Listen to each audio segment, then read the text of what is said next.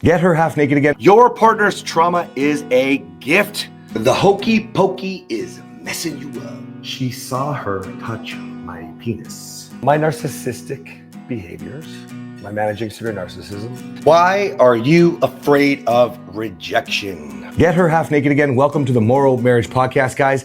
And today I'm going to take something that we go mega viral with, and I want to put a bit of a spin on it because a lot of women are like, fuck, I can't get my husband naked.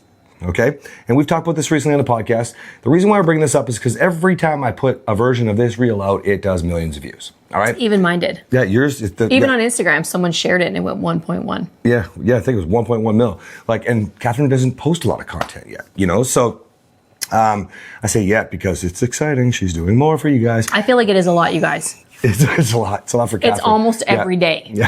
That is a lot. Perspective. All right, getting her half naked, getting your partner half naked. Let's first talk about her and let's talk about really like a bit of our story. Okay. Can I tell them something before you start? Sure, please. Yeah. So the trick is what Cass does, turn the heat up in your house so that you have no choice but to peel the layers off. Is that what you're going to tell them today, honey? No, that's what I used to do though. Is like crank, but now I mean, even especially in Texas here, no, I definitely keep the temperature down. Yeah, it's he definitely just pushes cooler. me out the door where it's 100 degrees. I carry her over the threshold the other way. Yes, and he get does. her hot. Yes. But you can actually get your partner hot, and this is part of the problem and why this reel does so well.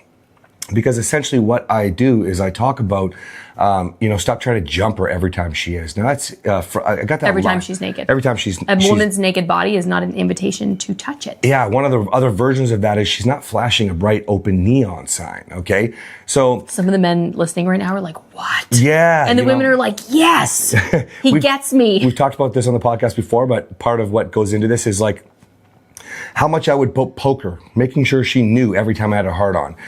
Every time I would grope her, it had to be a sexual touch. Every time I was saying I love you, it was like, I need something, and it's a bit much. It's a bit much. I mean, I love that my husband's manly and growls and gropes, and you need your husband to do that, but it was excessive. To the point where, and we talked about this before too, guys, for you guys listening, if you haven't heard it yet, don't grab your wife's vagina. Oh, that was the one thing that I know there are some women that are into that. I've learned that, but it's like a very small percentage. Yeah. Most women are like, no, it doesn't matter how flirty it is. Like that is just not a thing. Yeah. I mean, we're talking about the outside of the clothes, like in the kitchen, you just start rubbing. You just grab it. Yeah. It's kind of like just going straight for it when most women have to be warmed up first. Whether that, I'm not even talking about like compliments, flirts, connection, all the stuff long before.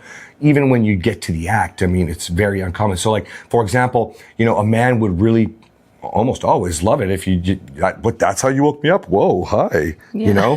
Like a woman is not going to feel the same way, especially because if you understand arousal versus desire and how bodies work and like waking a woman up just like straight into it, like she's not even ready yet. You know what I mean? Me personally, and a lot of women aren't. There are some of you that are, and sure. Great, yeah. You do you. But for a lot of women, men don't understand because men like it. The same thing with grabbing a woman's vagina.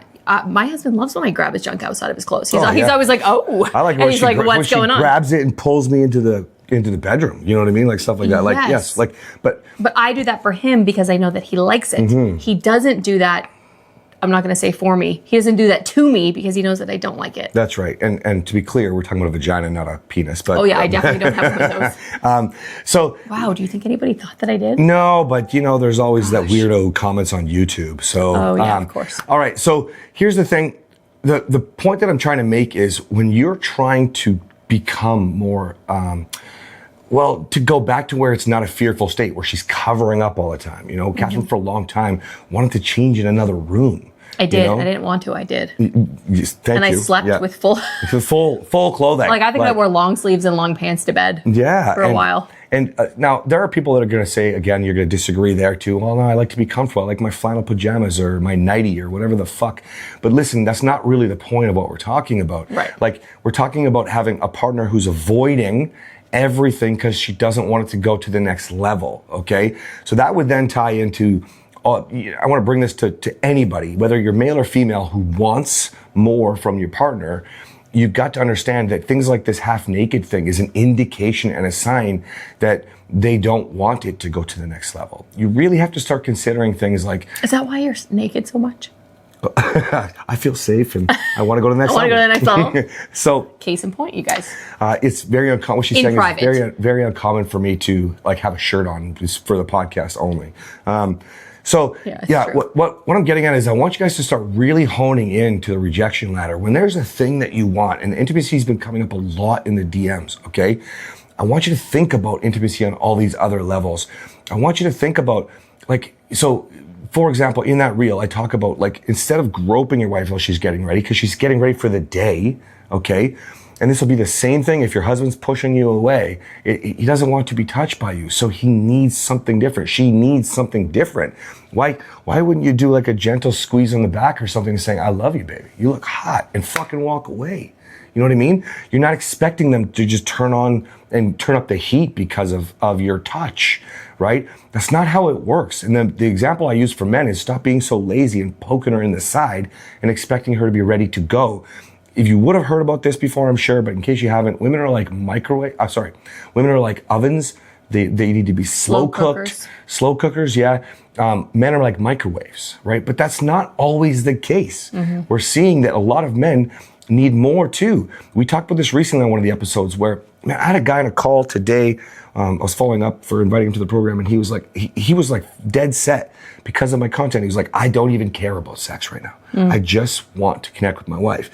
You see, guys, people say it to us every single day, and that's why I know it's real. If you want your partner to be half naked again, if you want more, if you want to go further with the half nakedness, you've got to be focusing on the connection we talk about in pretty much every fucking episode. Mm-hmm. You got to start listening long enough to understand what they are thinking and why. And I don't mean about that topic. They're trying to avoid that topic. That's why she's changing in another fucking room. Okay? Mm-hmm. Like, you got to understand. You know what I'm saying, baby? Yes. Yeah. Of course I know what you're saying. You wanted to talk about women that have been mirroring that, though, right? Well, it's the same thing. Sorry if I can get my words out. The exact same principle? I think it is, because I really think it boils down to connection. If you go back to the erectile dysfunction episode, if you go back to She Wants Sex, He Doesn't episode, like, I really, really believe it's all based on that connection. And if we're avoiding it, like your partner's not getting half naked, keep in mind, what I'm talking about is not having sex. What I'm talking about is the comfortability of being half naked in your own home. Because of the fear of the perceived invitation to your partner. I had a call this week with my men, and one of the questions came up, and I was like, okay, the answer is simple. She doesn't want to go on your dates because she knows that next level means what? And I actually had to explain that we very rarely go on a date unless it's like a hotel night where we're doing it after. Mm-hmm. Like, it's almost never a date where we come home and do it. It might be like, because we come home and we still have time, the babysitter or whatever, like whatever. But when we're going out and having like a date night out.